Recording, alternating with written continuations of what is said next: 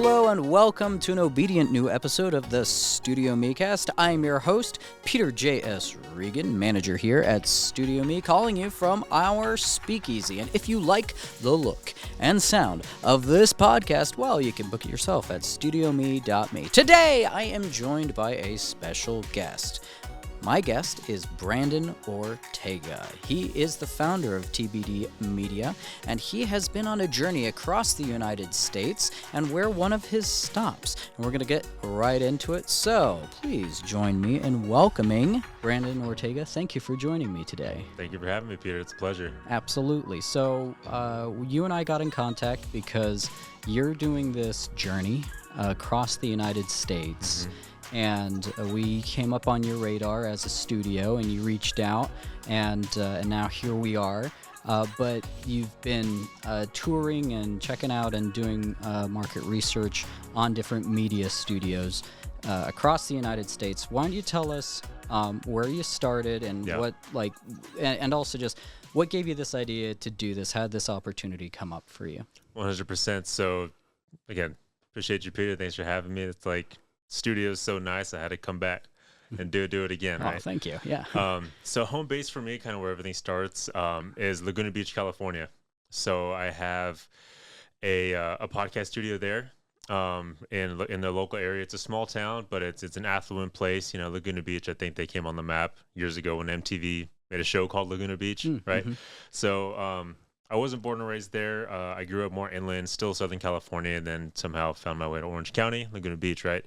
But for the purpose of this, that's where everything started for me. So I opened up my first studio in 2022. Prior to that, I was a high school teacher, so zero media experience, no really formal background with production, media, podcasting training. Home base for me is Laguna Beach. And, I've had the opportunity to really dive into podcasting full-fledged, right? My first studio was a little bit more of a general content studio. It was more like photo shoots and video shoots, and then over time, I started getting more people asking about podcasts. And in Orange County, it's really the Orange County housewives are really popular out there. People love the drama and the TV shows, right? So I had an opportunity to produce a podcast for a woman and her husband. She was a former OC housewife, and her husband was a news anchor. Somehow came in contact with them, and they had their own podcast, and they inquired myself in my studio to hey, we need a little bit of help with podcast production. Would you be interested? So we did one. And they enjoyed the experience. I didn't even have an interface or anything. I didn't even know anything about podcasting. My buddy actually, he's like, dude, I want to start a podcast. How about I buy the equipment? Because I was already, 40, 50K in with all this other stuff, not even thinking about podcasting. Yeah, that was sort of a similar experience for StudioME in that before I even started working here, we didn't have a podcast studio. And then some of my predecessors realized more and more people are into that. We should open up a space for it. It's become one of our most popular services that we do here. So, yeah, definitely can relate to that. We're just the interest, just start knocking on the door, and saying how do we do this? What do we do? It's well, we should build something for it. And that's even been part of our outgrowth as our new space that we opened in Oakland is a podcasting dedicated studio space. Nice. So, well, that's fantastic that you got on to doing that just by the interest that was around you, and responding to that kind of thing. 'Cause it's really one of the things that's so exciting for me about podcasting in general is that it is still pretty pioneering in that things haven't really been standardized yet in the same way that a lot of other media forms have been, whether you're going to do video or just audio or what your runtime is, if it's scripted, if it's an interview, if it's solo. There's just so many different options for it. It's just whatever works, how you do an intro or not, it's just people are still even though it's gone over that hump of being a fad where it's this is a medium now, it's still so there's people are still figuring out the options for it, which I find terrifically exciting myself. So you've been so from this, you had some growth there with interest and just the direction you went with stuff. So how did you come about to doing this trip? Because California is a long way, about as far as you can get from Pittsburgh. So where did that idea start? Was it an opportunity that came up with something else you were doing? How did you come about to, had you been across the United States before as well? Like, tell me about that, like this whole journey aspect of it. Yeah, so I have been to Pittsburgh before. Some family and friends, we did a road trip. We actually flew into Ohio, went from Ohio all the way to upstate New York. So we went through Pittsburgh. They're big like Steelers fans, so we stopped, went to a Steelers game, which was super epic. But, this over the last few years, I've kind of had my hand on pretty much every aspect of podcasting, from distribution to editing to hosting a podcast myself to being a guest to being paid as a guest. So, when people get into podcasting, one of the first questions is like, how do I make money? Right. Mm-hmm. So that's kind of a sidebar. But, I tried to start a podcast network, follow the whole like Dear Media sort of model, build these shows around these people I've met, these people that are quote unquote influencers, and like, maybe I build a show around them. I figured out that's a lot of more work that you have to do up front, and the payoff isn't as big as one may seem, right? So just experimenting and trying all these different avenues, the agency and the production side is where, one of the first sort of avenues that really stuck. So producing podcasts for people and distributing them and kind of managing that, and really just taking care of the whole process like you guys do here, right? People want to come in, they want their own podcast, they want on iTunes, Spotify, they want the full, the gamut, right? Mm-hmm. Lights, well, cameras, that's something production. that you mentioned now. Sorry to interrupt, but one of the things we don't handle as much is the distribution of putting it on Spotify and all these other platforms. And that's one of the first things we talked about on the phone is you're looking at servicing that kind of thing for podcasters. Yeah. As one reason why I was interested to talk with you when you first came in, because it's like, oh, this guy's doing something we don't really handle as much. We're very much just the production, and like we'll help people produce their shows. But as far as where it goes, we sometimes give advice for that kind of thing. But you're looking at taking this additional step for like where the content ends up, of course, as well. So is that something that you were like that distribution side of that? Is that something that you've had experience with some of like just since you started your studio 2 years ago, or is that like a new thing for you as well that you're pioneering for yourself? So with the production side of things, I went into it day one being kind of like completely done for you. So like I said, having experience and, a finger on the pulse of the different, pieces that come up to it, because people see podcasts, they're like, well, it looks easy, I could do it, right? But until you actually sit down, especially in a facility like this, you realize that there's a lot of moving parts if you're going to do it the right way. Right. So day one, I was like, you know what? I'm going to handle everything from editing, production, distribution, like social media clips for marketing. Right. And I've always just kind of just handled it and worked on it. Thankfully for, AI and all these tools now, you can transcribe a podcast super easily and, take the show notes and tell ChatGPT whatever to give me a title, episode title, show notes, and do all that stuff, right? So, in fact, jumping in on that, this episode right now is being edited by AI here in the podcast lounge while we're recording this, which has been also another great thing, because a lot of the time with just the type of services we have and that you provide as well is sometimes people want to start a podcast, but then they're like, oh, what kind of equipment do I get? It's like, well, you go to someone who has the equipment, and it's like, oh, if my equipment breaks, it's not yours. You don't have to worry about it. We maintain everything. And then even when you finish recording a podcast, it's like, great, now I have to edit it.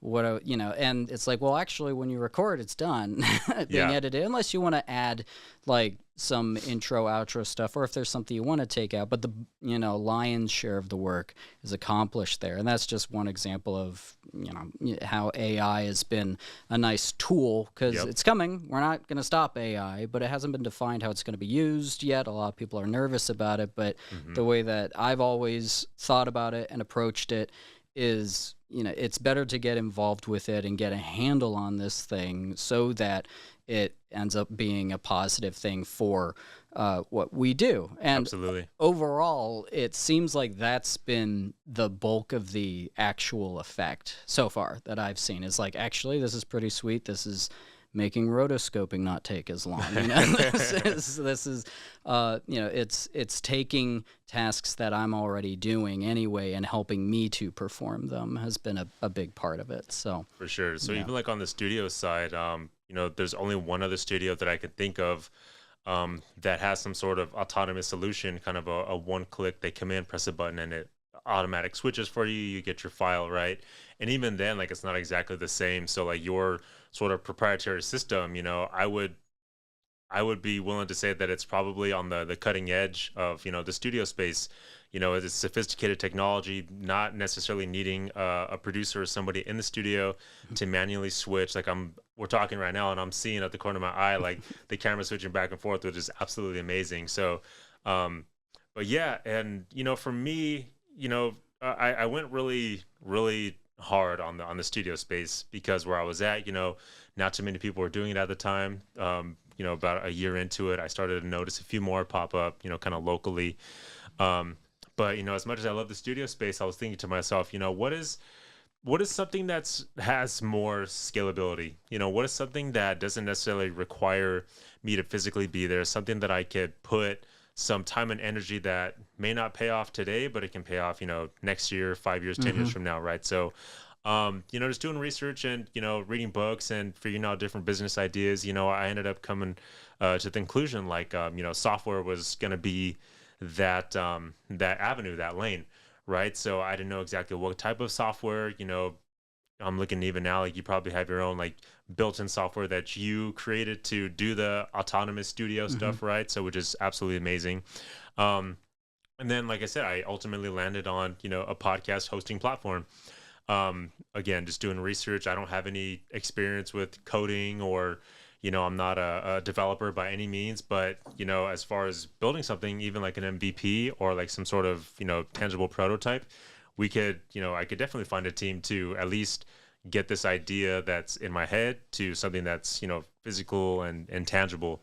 Right. So it's in the very, go ahead. Now I was going to say, now's the time to do it too. Like if not yesterday, because with podcasting just continuing to explode, there's, and people keep putting them on all kinds of platforms that a lot of the platforms that exist for podcasting existed for other content first, or still do, like, YouTube, Spotify, and all that. And those are great places to put these things.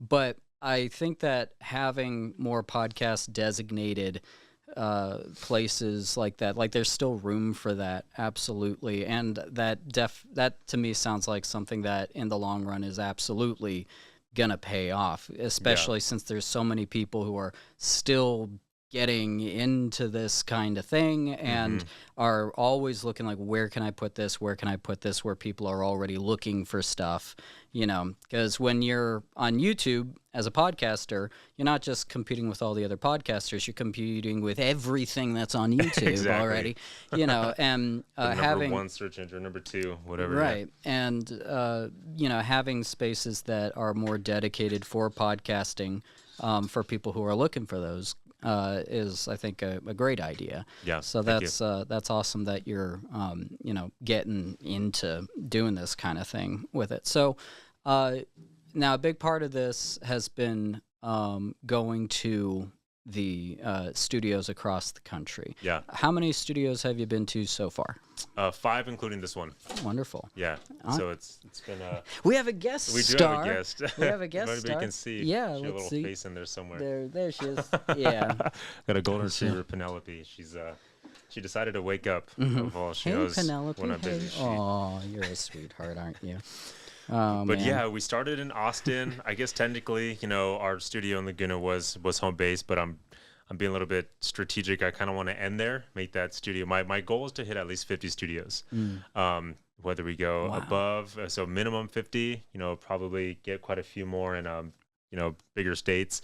I was thinking I got to go through West Virginia, and I've been calling and trying to find a studio down there, and it's not really something that they're offering just yet. They have like some sound recording and stuff, but yeah, that's the plan to, connect, build these relationships and network with, at a minimum of 50 studios. And like I said, really just understand everyone's mindset and business model, and how this software that we're planning to launch and build can support not only the studios, but support the podcasters as well, and kind of connect to be the bridge that connects the two. So there are platforms out there that bring people to spaces like this, but I want to go really niche down and focus on podcasting just in and of itself, while still managing all the problems that go into podcasting, right? When I think there's still a time for people.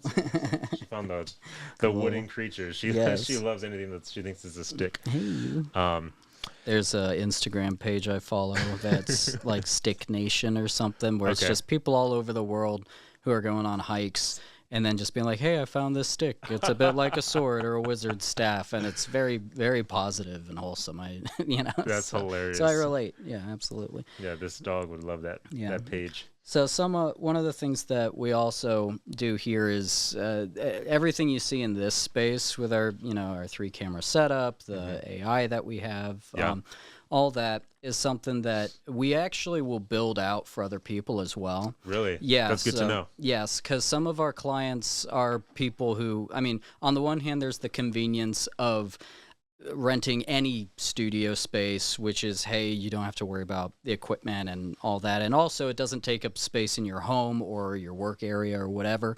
But some people actually do want that immediacy to it. They want to have there's a bunch of companies that have an office space that they want to convert into a recording studio, podcasting space, that kind of thing. And one of the things that we've started doing is building spaces like this that are custom built for the client in their space, whatever kind of design they want, fits on their brand, all that, and we'll set up a studio for them, you know. So, and it has all our stuff. It's got our IT support, all that kind of thing. So, and it's been great because a lot of people have really been responding to that. Even people who do record here, they're like, if I didn't have to make the drive, that would be really cool. And it's like, it also just saves people so much time for if they're getting into podcasting. What microphone, what camera do I get? How do I get a Zoom call to join, or some other virtual video meeting space, Riverside, etc. So it's, that's been a thing that in the past year and a half or so, we've really started to roll out as we've, spent time building up these studios and getting all the bugs worked out and figuring out what do people need the most, what do they respond to, what gets you the best bang for your buck, that kind of thing. Absolutely. That's good to know, because when like I said, this is why I love these conversations, especially with people like you in the industry. It's like, I'm very much like ground zero building something. So if I'm going to build something, I want to make sure it's a product that people love and use. Right. So one of the ideas that I was kind of playing around with is having some sort of marketplace that connects podcast professionals, like industry professionals, with maybe your novice person. So this whole one-stop, the place for podcasting. So if you offer not just a studio space to record, but if you have some sort of, build your studio sort of service that you can offer, again, it's another way just to connect, somebody that's interested in the service. Because I think there's an opportunity for pretty much anybody in their own local city. That's the reason why I don't really think there's any competition in terms of, offering a service like that, because I was just in Chicago a few weeks ago. My buddies there, Tom, they offer something similar, but it's more local, right? So you're not going to go drive to Chicago probably, but you're probably going to serve somebody here in the Pittsburgh area. And as far as I know, like I said, doing research, you're like the only studio that's offering something of this caliber, and that could even build something like this, Thanks. Yeah. And it's also been actually, if we do, in fact, I think we do have a studio that we built out in Chicago for our clients. So we do travel for that. We have we have one in Florida. Cool. I think it's Chicago, but we'll go basically anywhere to build these things. Yeah. So as far That's as fun. StudioME locations rentable and stuff like that, there's this one and the one in Oakland. But as far as your own personal podcasting space and all that, we will go anywhere really to do that. And I think we've been in talks to partner with some other studios who already do podcasting to like license our proprietary AI and that kind of thing. That's we haven't really moved forward with anyone on that yet, but I know it's something we've talked with people about. Yeah, it'll get there. So yeah, I'm excited for it because it's really interesting for seeing like how it's always been shape shifting. Our new space in Oakland is set up where there's not even someone on site there from our team. I saw that. That's incredible. Yeah, you get a door key, like door code, you go in, we appear on screen, you pull the mic up, we, have it set up, and then, you hit start basically with the AI. We have a few different modes for it, but it's like, you go into the space, you record, you leave, we send you your stuff. That's the new standard in my opinion, full autonomous studios. So I think, you haven't necessarily landed the software licensing yet, but it'll get there to a point.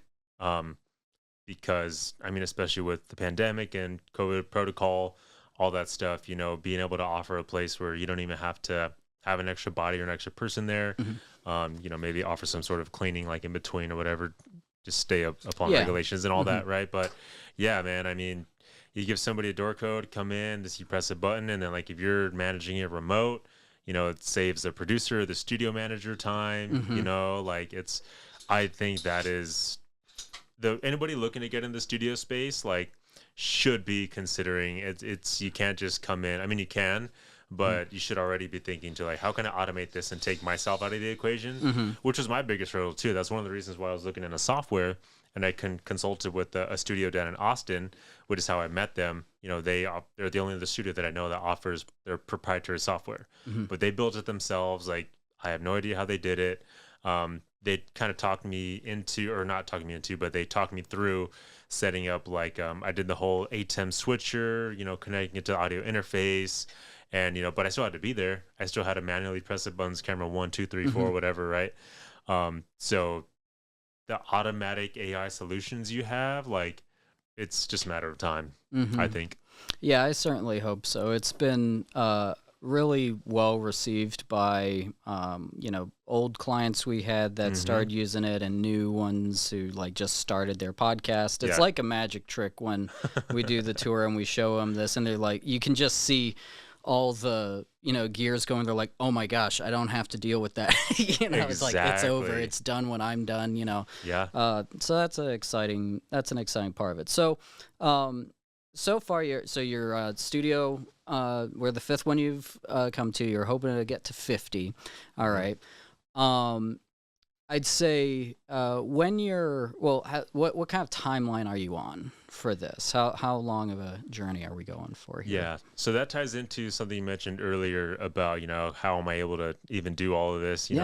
It's an interesting lifestyle choice, being able to live literally 100% on the road, from hotel to Airbnb and kind of all over the place, right? So the other component, or the main component to the thing that's actually fueling this and driving this, is my media company,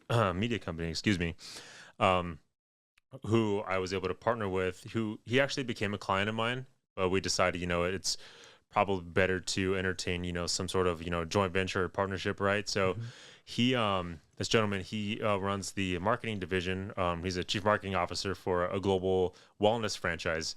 So this franchise, they own locations and different, wellness centers all across the U.S. and international across the world. And they have about 200 locations, I believe, in the U.S. So part of what's being able to fund all of this and give me the opportunity to live on the road and visit people like you and these other studios, right, is through them. So that corporate client, we close anywhere between, 3 to 10K per location.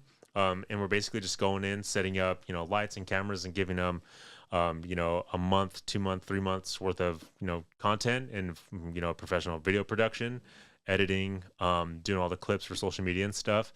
So like that's the main driver for, being able to, enjoy this, embark on this venture. That's Right? fantastic. Yeah. So it's like I said, it's a true blessing and an opportunity that I wouldn't have been able to take Hmm. advantage of, otherwise. Hmm. I just did. I'm trying to vlog and record this, document this process, right? And I literally just set the camera down in front of me yesterday in my Airbnb, and I was just talking through, where I'm at mentally, and Hmm. the whole process, and I was literally explaining just that.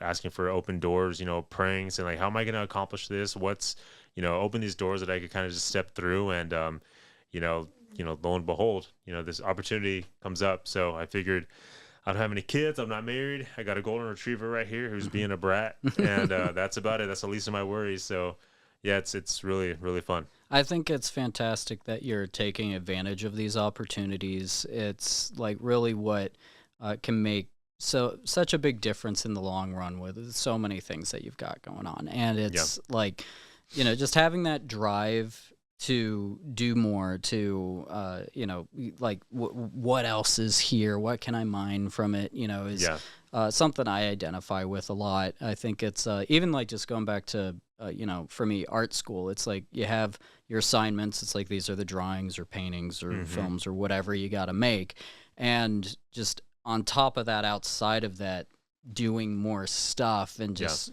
trying to get as much out of it as possible, because it's like, this is what I like to do. I one want hundred as much percent. as I can. So it's like that's a great thing to just have that drive, especially in media, because it's Hmm. always pushing itself forward. And I think I'm so glad we came up on your radar for that. Absolutely, me Lets us know too. our SEO works. And, so, Yeah, but yeah, is there? Let's see then. Um, so you're looking at doing the 50 studios, doing this, creating this platform and all yeah. that. We focused a lot on podcasting, of Hmm. course. Are there other bits of media that you like? You've got a few pans in different fires, I think, or whatever the phrase is. Like Hmm. you've got a bunch of things going on. Are there things aside from podcasting that you're doing that we can talk a bit about? Yeah. Before we move on, there was a point, prior that something that you mentioned, and it kind of just, Yeah.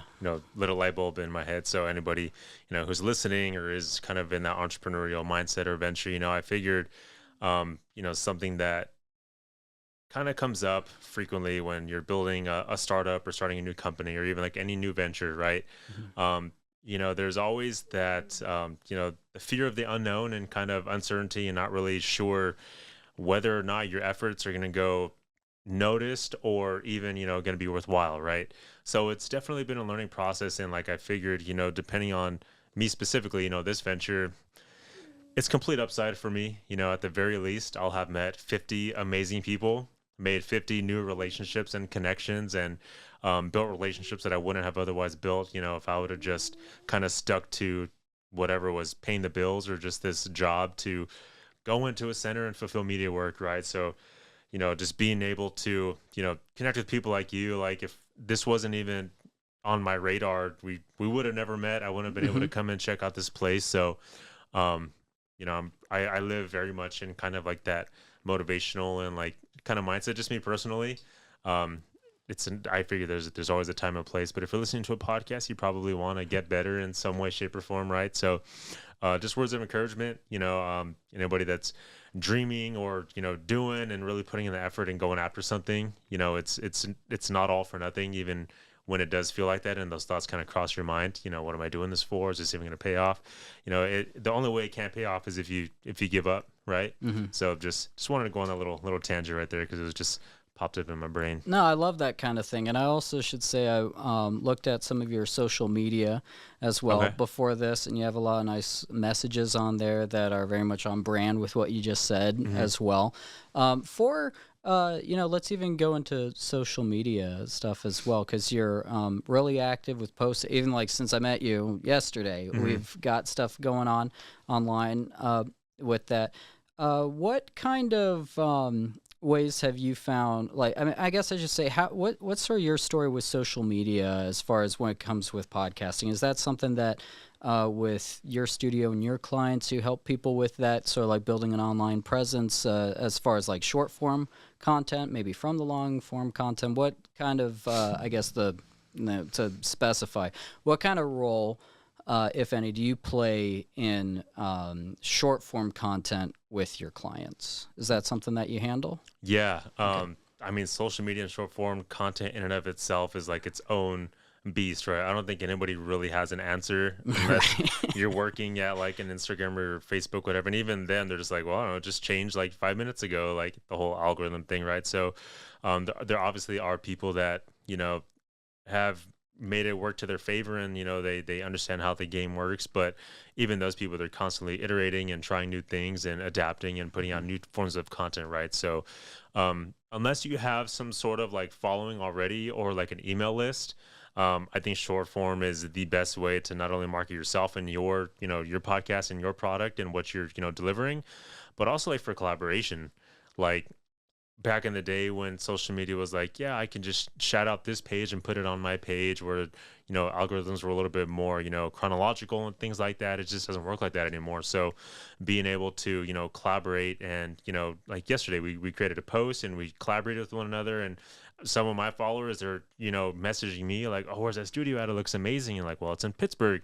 They're not going to ever see the studio in Pittsburgh unless like I'm kind of, pushing it and, showing off everything that you guys have here. So my audience gets to see yours and vice versa. So it's, in my opinion, like maybe biased, but it's the best way to collaborate and grow, organically, at least on social media, and grow in the right way, because, people that are following me, for the most part, are interested in podcasting and, media services. So anybody I connect with now is 99% of the time going to be in that world. So, whether they're on like a business trip and they're coming to Pittsburgh and they want to record, or they have a client, or, they want to create content, like this is going to be the place to be.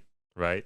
So like I said, I've completely just gone all in with podcasting. I don't see it going anywhere. If anything, I see it, just ramping up in the next 5-10 years, whatever the case is. So I think it's a great place to be. Absolutely, because you can make a podcast about anything, and it can also be something that, whether it's an individual creator, or sometimes we'll get, a marketing department comes to us and says, hey, we really are behind. We need to start implementing video in what we're doing. We're billboard people, and we need to get this up and running. What's like, how can we or people who are doing like email blasts with their whole company, where it's like, oh, let's just make a video that's telling them about these updates to what we do or how their benefits work or whatever. It's like just it's such a necessity now. And like I said, like getting past being a fad to now it's a medium. That being said, taking a slightly different direction with this. So we're both in the industry of making podcasts and producing them and all that kind of thing. But I still like listening to podcasts. Absolutely. And I have some of my favorites. Are there any podcasts that you particularly like to listen to, especially while you're on the road? Yeah, this is probably more of a cop-out answer, but I'm like a Diary of a CEO, Modern Wisdom, Joe Rogan type of guy, all the main popular ones. It's cliche to say, but it's true. Ed Milet is another one I listen to. A buddy of mine, he's going to seminary school to be a pastor, and he just does it just to kind of get content out. So every once in a while, I'll tune into his. I have some friends back home that are local. My buddy Crawford, he runs like a local, like a food kind of niche podcast. So he'll go into like breweries or different restaurants and sit down with the owners and do a podcast. And it's like cool. Show off, their menu and like a new spot, in Orange County or something. So I'm always tuning in looking for stuff, but I definitely have like my go-tos. Like I said, the big three, the main ones that Spotify and Apple love to push out. Well, that example of your friend like going to breweries and stuff is one of the main reasons why I think it's great to start a podcast is it's a great way to meet people. Yeah. It's a great way because it's also something you can always invite people to. Yeah. You know, like even this, it's like a lot of any kind of media stuff, like the main term is networking. Okay. There's one guy interviewed who was actually on a podcast that someone else recorded here, and he and I connected. Nice. But he put a perspective on it that I had, but I hadn't put into words the way he did, which was he said, networking isn't correct. He's like, I don't want to be too semantic, you know, but he's like, the way that I approach it is building relationships with people. 100%. You know, it's like, I like this field. I like doing media. I like filmmaking. I like all this stuff. And I like being around the people who are into it, you know, who are driven and industrious, creative, all those things. It's like, yeah, this is what I like. You know? 100%. So, and a podcast is a great way for any field or not that you're in. It's like, oh, I'm a foodie. I go to places, you know, It's like, well, you know, maybe you want to meet the people who make the restaurants. It's like, okay, well, if you have a podcast, you know, you might say to them, hey, I'd love to talk with you. And it's like, that's just,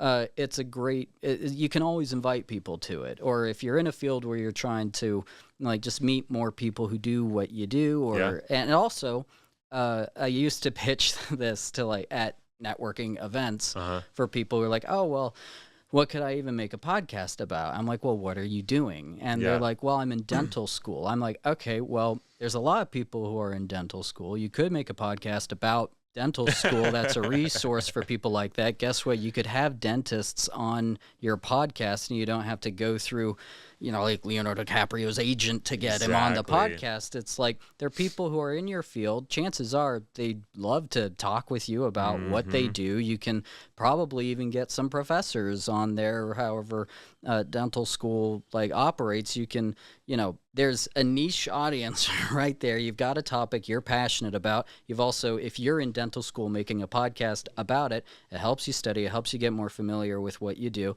It also, you know, you've got the story of, you've got your journey through dental school, and then eventually you get to do your episode of I graduated. 100%. You know, so it's, and then who knows where you go from there? Maybe you've got your own practice, you know, eventually, you know, where you're like, oh, here, I've got my podcast for like, you know, and see how your audience grows and evolves with you. And so, you know, it's like, that's just, I mean, I'm not into dental school. Like, I'm not in that world, but a lot of people are. And it's an example of how no matter what you do, people have always had conversations, and it's just like this medium just caters to that so well. The qualitative and quantitative sheer benefits from podcasting are like, that list is so long. You know, like you said, you gave us the example of dental school, right? So let's say, for example, if you are a student, start a podcast. Not only is it an easier way to connect with professionals in the industry, but simply by having a podcast, you pretty much automatically become the authority kind of in that industry. It's like, yeah, I have a podcast that, you know, interviews professionals in the industry, right? Like, you're the go-to, and people need content, especially working professionals. Like, dentists typically aren't going out and filming, or maybe they have like a social media person, but, you know, if you're going to be a little bit more professional and, you know, curate content that way, podcast does just that, right? You get sheer volume of clips. Like for social media, like one conversation can give you 20 to 30, sometimes more social media clips. In fact, this part right now might be cut up as a reel. And if you want to see the whole conversation, we'll just follow the little, you know, breadcrumb trail to it, and you'll get to see the whole thing. Spoken like a true expert. It's like, you know what you're doing, Peter. I do my best. You know? Yeah. So, I mean, like I said, we can just go on and on. I've even been, you know, like I said, paid to be a guest on a podcast, because some people like the podcast format. They want to, you know, they want that type of content. I've had friends be like, hey, I'll give you a couple $100, you know, just interview me, ask me questions, right? Doesn't even have to be like a full podcast. It's like podcast format. So I don't see literally any downside to doing a podcast. And like I said, just, man, I could just go on and on. Like, I'm passionate about it, and like seeing places like this. And I just did a little social media clip behind the scenes, like showing off the automatic system and the autonomous switchers. Like, I don't know, I just geek out about that stuff. I love it. And being able to, you know, sit down and like there's something about sitting down and having a conversation and talking into a microphone that gives you, it's almost like when everything's said and done, it's like you have a little, like some sort of high. It's weird. I can't explain it, but I don't know. If anybody's on the fence or hesitating to start a podcast and you're in Pittsburgh, StudioME is the place to be. I mean, just try it. Hey, you guys do you guys do hourly, like rentals? Everything we do is hourly, whether it's our rentals, our add-ons, our editing services. We do visual effects, and we like what I say is, if you give us enough of a heads up, we can do anything. With it. So yeah, we do all kinds of stuff, and it's all hourly rates. Yeah. I mean, I've consulted with enough people that want to start a podcast, but I already know how that ends. Like, someone's going to buy all the equipment and, 99% of the time they're going to, be super gung-ho and excited to start. But I mean, you kind of get defeated and there's really no return. So, just being conscious of this, I'm always looking, for, solutions, again, back to, building a product, building a software platform that solves these problems. How can I incentivize people that, what's the statistic that, 7 out of 10 people don't even make it past, episode 10 or something like that. Yeah, maybe I've even seen higher. I forget what the numbers are on it, but it's somewhere around. Like there's a lot of milestones like that for people. And one of the things that's been really rewarding about working in this stuff is we have clients who make those milestones, and a surprising amount of them. Yeah, and it's like, one of our clients recently got monetized on YouTube, which was a big goal for them. We had another client who just recorded their 100th episode with us, which insane. And that guy's a maniac, because he's so far ahead on recording that he is releasing that episode in December. Wow. I think so. He's awesome. Very nice guy. That's so cool. But yeah, it's cool to see also, like, just, part of the perspective that I get to have here, just on a personal note, is since you can have podcasts about anything, we get everybody here. Absolutely. And I like meeting lots of different types of people as well. And it's just, it's an interesting look into, I don't know, just the world, from this studio, where so many different people with their different passions or topics, come in, and, it's, I don't know, it's a very, it's a really cool part about doing this, which I enjoy a lot. Yeah, I'm sure you hear this all the time too, like people that are on the fence of starting, they're like, well, aren't there so many podcasts out there? Isn't it saturated? And my answer is always like, I mean, everyone has a social media account. Everyone has an Instagram or Facebook, but that doesn't stop you from creating one and posting and using it. Yeah, you may as well never write a book, exactly. Or never, make any music. It's like, there's a lot of it, but saying it's saturated is like, not really. It's like there might be some podcast topics that are saturated. Yeah. Okay, fair enough. But even then, that can just be an opportunity for you to put your own spin on it. Exactly. I mean, there's 5 million active maybe not even active podcasts, just published podcasts out of how many people in this world, and no two experiences are exactly the same. Even if it's like a sheer cathartic experience for you just to voice things through and talk it out and get on a microphone and have a conversation, even just by yourself or with somebody, there's so many ways to go about, starting your podcast. I can't think of a single person that I've met within the past, 6 months to a year that hasn't at least thought about starting one, or hasn't had some, like, been on one or listens to one. Right. So, again, like I fully advocate for people, and especially those that are just even mildly interested, like, come to a place like this, see how it's done professionally, the right way. Because, I mean, I'll consult somebody to buy all the equipment, give them a list, the best camera, mics, lights to buy, but you set it up at home, like, it's just not the same. It's hard to be consistent and really stick to it. So I'm fully advocating for the studio business to keep pushing, the podcasting services, and for people to come into places like this. Absolutely. Well, we appreciate that, and it's something that has been, I mean, again, with things being like maybe oversaturated or whatever, it's like my personal experience with consuming media may be different from a lot of people, but my experience is that the topics that I'm really obsessed with and can't get enough of, I watch it a lot faster than people make content for.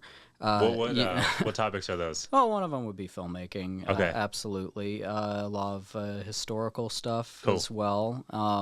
Like a lot of my favorite YouTubers, for example, I get into this weird thing where I'll find a YouTuber, they've got all their stuff, I'll watch all their content, and then maybe there's someone who uploads pretty regularly. I'm like, awesome, that's going to last. And then eventually they get to a point where they're excelling in, trying to just improve the production quality or whatever they're doing with it. And then there's some YouTubers that I'm subscribed to where if they upload once a year, it's like a bonanza. Yeah. And that's funny. And some where it's like, once every several months, and it's like, and part of it's like I want to hear their take on that particular thing. Like I'm never going to run out of there's never going to be a point where I'm not going to be interested in seeing a video essay about blocking actors with the camera, like that kind of directing stuff, or color theory, or whatever it is.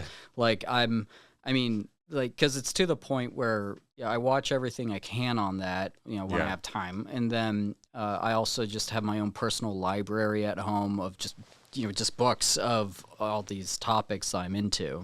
So whenever it comes to any that kind of thing, I have a lot of hobbies, that's and awesome. A bunch of skill sets that I pursue. Some of them turtle, professionally. maybe do like a turtle. Yeah, I've got a podcast. 20-year-old turtle at home. His name's awesome. Donatello, and I love it. Yeah, he's a good guy, and I don't know anything about turtles. I'll be honest. You've kept it alive for 20 years. That's impressive. I know. I thought I knew a lot when I got Donnie, but I have no clue anything about them. I know less now than I did 20 years ago, That's so which funny. is how I feel about a lot of things that I care about. That is so funny. So you learn more about something, and it just keeps getting bigger and bigger. Yeah.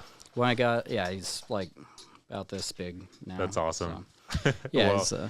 Yeah, I mean, as we wrap this up, like I said, that's a dog grunt, dog noise. Man, if you haven't started a podcast, I mean, don't wait and keep putting it off, because by the time the next medium comes out, it's going to be, I hate to say it, too late, whenever that is, 10, 20 years from now, if it's any like push in the right direction, if that, what's her name? The Haktua girl. If she can start her own podcast, man, I'm telling you, I'm sure you got a little bit. Yeah.